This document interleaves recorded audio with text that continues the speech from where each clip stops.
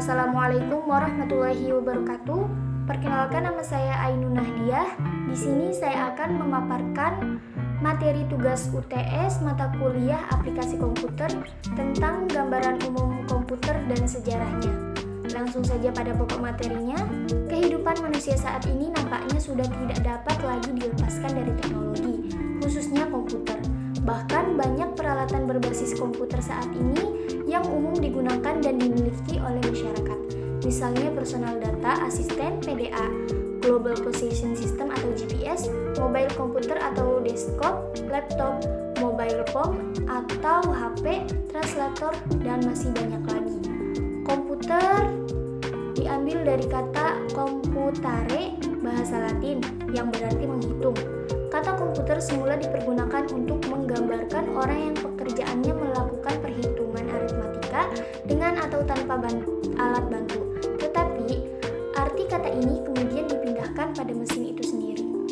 Lalu, sebuah sistem komputer tersusun atas 3 elemen, yaitu hardware atau perangkat keras, merupakan rangkaian elektronika.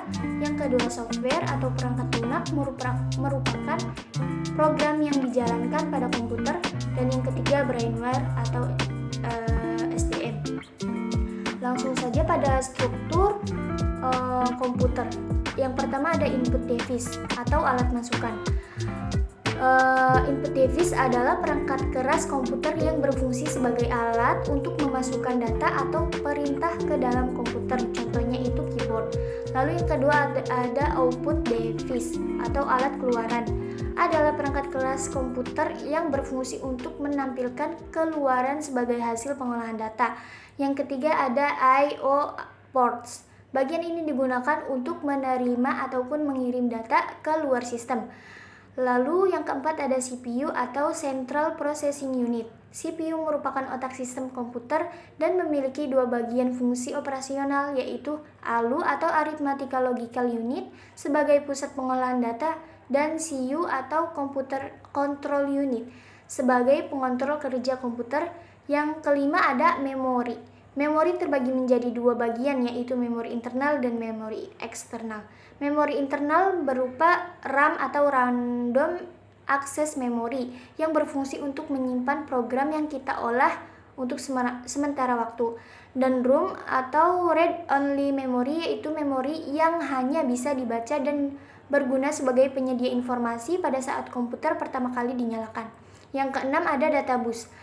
Databus adalah jalur-jalur perpindahan data antar modul dalam sistem komputer.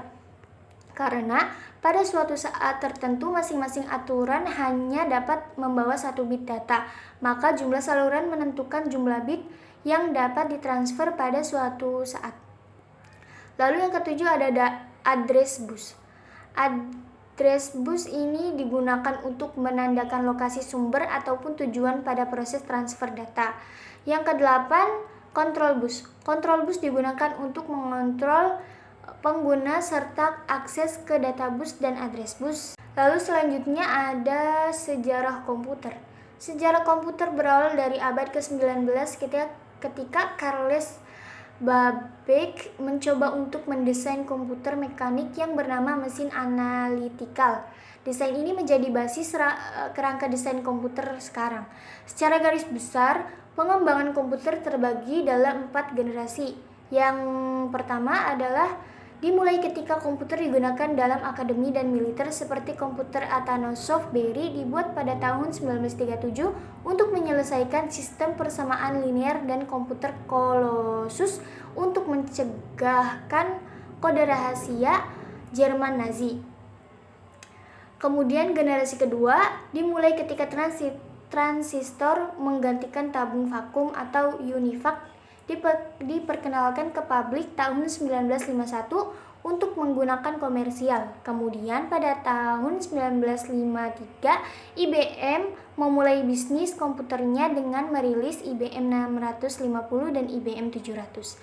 Lalu generasi ketiga dimulai ketika teknologi transistor meningkat menjadi sirkuit terpadu. Komputer mini adalah inovasi yang signifikan dalam generasi ini dan mempengaruhi generasi komputer selanjutnya. Lalu generasi keempat Dimulai pada dasawarsa 1970-an ketika penemuan MOSFET dan integrasi berskala besar selanjutnya membawa ke pengembangan mikroprosesor di awal tahun 1970-an. Komputer pribadi yang semakin kecil berkat mikroprosesor mulai berkembang, dimulai dari komputer rumahan dan komputer meja. Teknologi selanjutnya adalah laptop dan ponsel cerdas yang sangat fenomenal, membawa berbagai perusahaan teknologi ke dalam perang paten atas ponsel cerdas. Sekian penjelasan dari saya, kurang lebihnya mohon maaf. Wassalamualaikum warahmatullahi wabarakatuh.